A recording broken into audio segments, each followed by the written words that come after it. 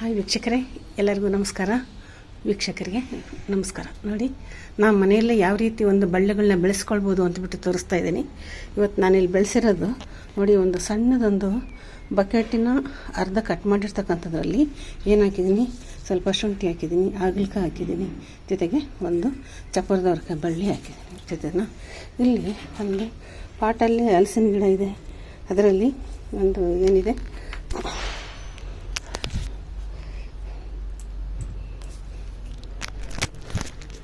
ಒಂದು ಇದು ಹಾಕಿದ್ದೀನಿ, ಏನು ಮತ್ತು ಇದರಲ್ಲಿ ಹಾಗಲಕಾಯಿ ಬಳ್ಳಿ ಇದನ್ನು ಇಲ್ಲಿ ನೋಡಿ ಯಾವ ರೀತಿ ಒಂದು ಹೋಗ್ತಾ ಇದೆ, ಮೇಲ್ಗಡೆ ಯಾವ ರೀತಿ ಹೋಗ್ತಾ ಇದೆ. ಸರಿನಾ? ಇದು ಬಟ್ಟೆ ಒಣಗಿಸೋದಕ್ಕೆ ಕಟ್ಟಿರ್ತಕ್ಕಂಥ ಹಗ್ಗ.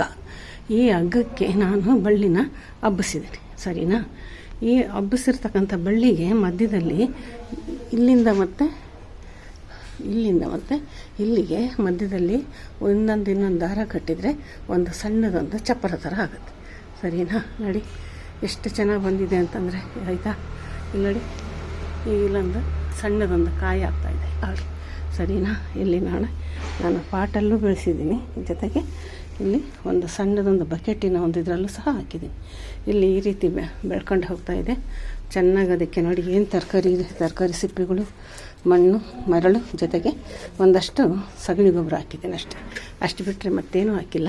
ಇದೇ ಥರ ಇನ್ನೊಂದು ಯಾವ ರೀತಿ ಮಾಡ್ಬೋದು ಅಂತ ಹಂಗೆ ತೋರಿಸ್ತೀನಿ ಬನ್ನಿ.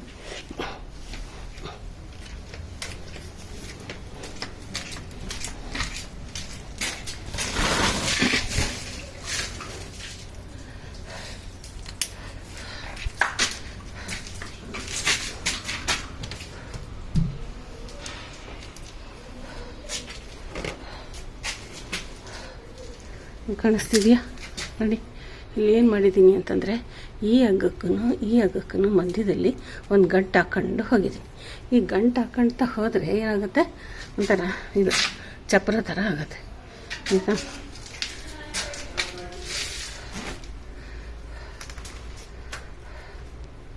ನೋಡಿ, ಈ ರೀತಿ ಅಗಲವಾದ ಒಂದು ಚಪ್ಪರ ಆಗುತ್ತೆ.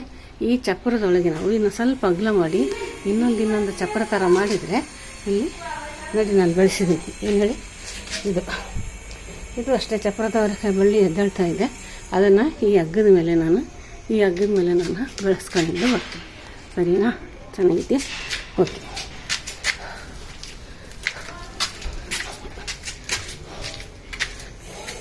ಈಗ ನಿಮಗೆ ಇಲ್ಲಿ ಏನು ಕಾಣಿಸ್ತಿದೆ, ನಿಮಗೆ ಹಗ್ಗ ಕಾಣಿಸ್ತಾ ಇದೆ, ಜೊತೆಗೆ ಒಂದು ಚೆನ್ನಾಗಿ ಬಿಸಿಲು ಬರ್ತಾಯಿದೆ. ಸರಿನಾ?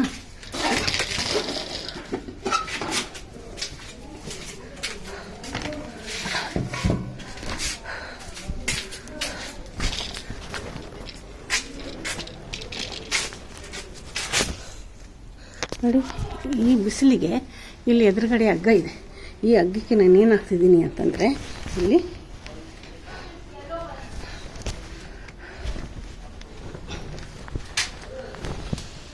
ಶಂಡಿಗೆ ಕಾಣಿಸ್ತಿದೆಯಾ?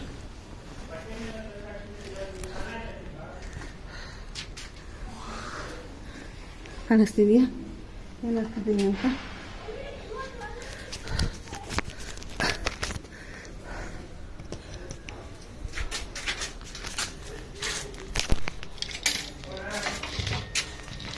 ನೋಡಿ. ಇದು ನಾನು ಮಾಡಿರ್ತಕ್ಕಂಥ ರಾಗಿ ಸಂಡಿಗೆಗಳು ತುಂಬ ಮಾಡಿದ್ದೆ, ಆದರೆ ರಾಗಿ ಸಂಡಿಗೆ ಮಾತ್ರ ನಾನು ಬಟ್ಟೆ ಮೇಲೆ ಹಾಕಿದ್ದೆ, ಇನ್ನು ಉಳಿದಿದ್ದೆಲ್ಲ ತಟ್ಟೆಯಲ್ಲಿ ಹಾಕಿದ್ದೆ. ಈ ರಾಗಿ ಸಂಡಿಗೆನ ಹಾಕಿರ್ತಕ್ಕಂಥ ಬಟ್ಟೆನ ಸ್ವಲ್ಪ ಒಣಗಿದ ಮೇಲೆ ಹಗ್ಗದ ಮೇಲೆ ಈ ರೀತಿ ಹಾಕಿ ಒಣಗಿಸ್ಬೋದು. ತುಂಬ ಚೆನ್ನಾಗಿ ಒಣ್ಕೊಳ್ಳುತ್ತೆ, ಉದುರಿ ಬೀಳೋ ಒಂದು ಭಯ ಇರೋದಿಲ್ಲ. ಬೇಕಿದ್ರೆ ಅದ್ರ ಮೇಲೆ ಇನ್ನೊಂದು ಬಟ್ಟೆನ ನಾವು ಕವರ್ ಮಾಡುವ.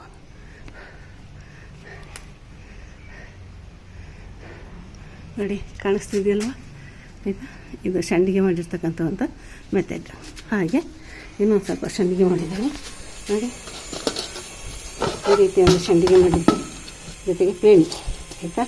ಈ ರೀತಿ ಒಂದು ಪೇಣಿಗೆಲ್ಲ ಮಾಡಿದ್ದೆ. ಆದರೆ ಇದನ್ನು ಎಲ್ಲ ಬಿಸಿಲಿಗೆ ಇಡಬೇಕು. ಅದು ಮಾತ್ರ ಇವು ತಟ್ಟೆಯಲ್ಲೇ ಹಾಕಿದ್ದೆ, ಅದನ್ನು ಮಾತ್ರ ನೋಡಿ ಎಷ್ಟು ಚೆನ್ನಾಗಿ ಒಣಗುತ್ತೆ. ಸರಿನಾ? ಆಯಿತು. Okay, thank you.